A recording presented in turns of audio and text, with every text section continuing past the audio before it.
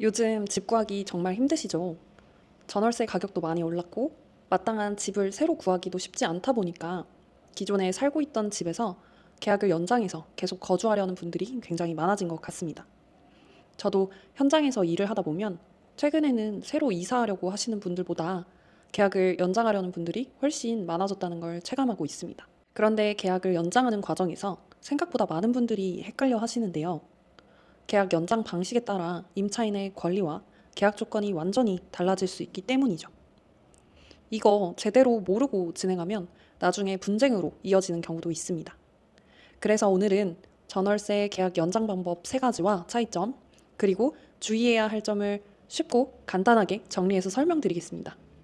지금 전월세 계약 연장을 앞두고 계신 분들이라면 오늘 영상 끝까지 시청해주세요. 전월세 계약 연장 방법 첫 번째는 묵시적 갱신입니다. 묵시적 갱신은 계약 만기가 다가왔는데도 임대인과 임차인 모두 별다른 의사표시가 없는 경우인데요. 기존 계약 조건 그대로 계약이 자동 2년 연장되는 것을 말합니다. 그래서 이 경우에는 계약서를 새로 작성할 필요도 없습니다. 그런데 묵시적 갱신에는 중요한 특징 하나가 있습니다. 묵시적 갱신이 된 경우에는 임차인이 언제든지 계약 해지를 통보할 수 있고요.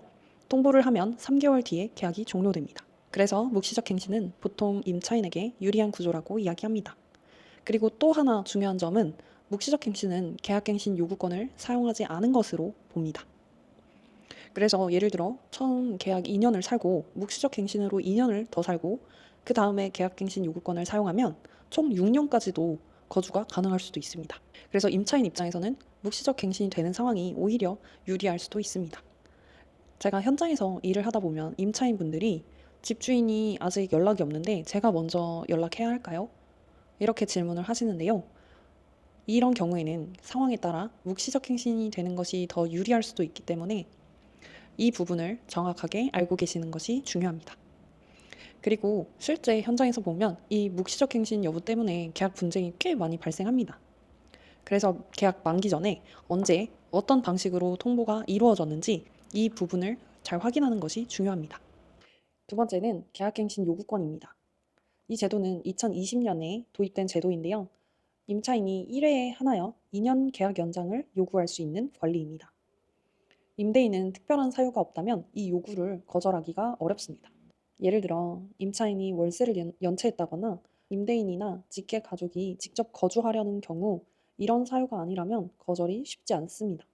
그리고 이 경우에는 보증금이나 월세를 5%까지만 인상할 수 있습니다. 여기서 하나 중요한 실무 팁이 있는데요. 계약갱신 요구권은 문자나 카톡으로도 의사표시만 하면 효력이 인정될 수 있습니다. 하지만 중요한 것은 증거를 남기는 것입니다. 나중에 갱신 요구권 행사 안 했잖아요. 이렇게 분쟁이 생길 수 있기 때문입니다.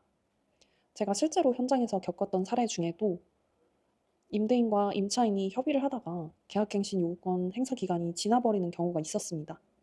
이 경우에 이미 기간이 지났으니 계약갱신 요구권을 쓸 수 없다. 이렇게 분쟁이 생긴 경우도 있었기 때문에 이 부분은 기간 안에 명확하게 의사표시를 남기는 것이 중요합니다.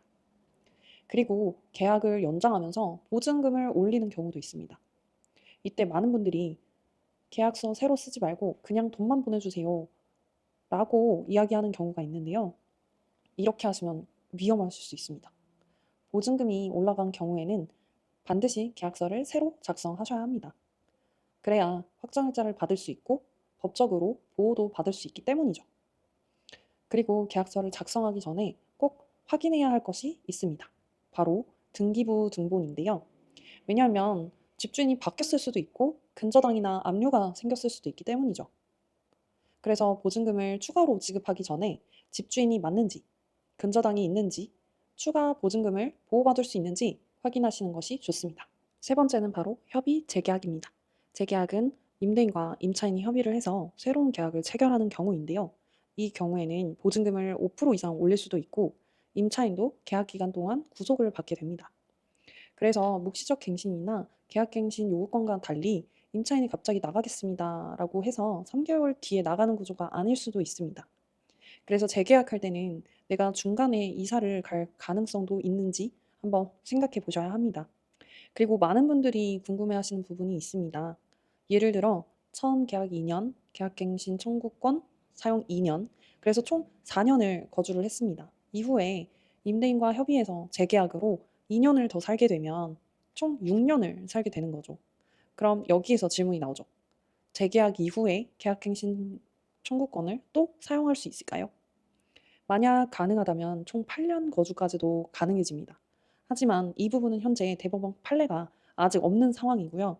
다만 국토교통부에서는 조건이 크게 변경된 재계약이라면 새로운 계약으로 볼 수 있다, 이렇게 안내를 하고 있습니다. 그래서 실무에서는 보통 재계약을 할 때 특약으로 미리 정해두는 것이 가장 안전합니다. 오늘 내용 정리를 해보면 전월세 계약 연장은 크게 세 가지입니다. 묵시적 갱신, 계약갱신 요구권, 협의, 재계약. 그리고 가장 중요한 것은 계약갱신 요구권 사용 여부를 계약서에 명확하게 남기는 것입니다. 계약서에 들어가는 문장 한 줄이 거주 권리를 바꿀 수 있기 때문이죠. 오늘 영상이 도움되셨다면 구독과 좋아요 부탁드리고요. 고정 댓글에 제가 이 영상에 대한 내용을 정리한 블로그 포스팅도 있으니 함께 봐주시면 감사하겠습니다. 감사합니다.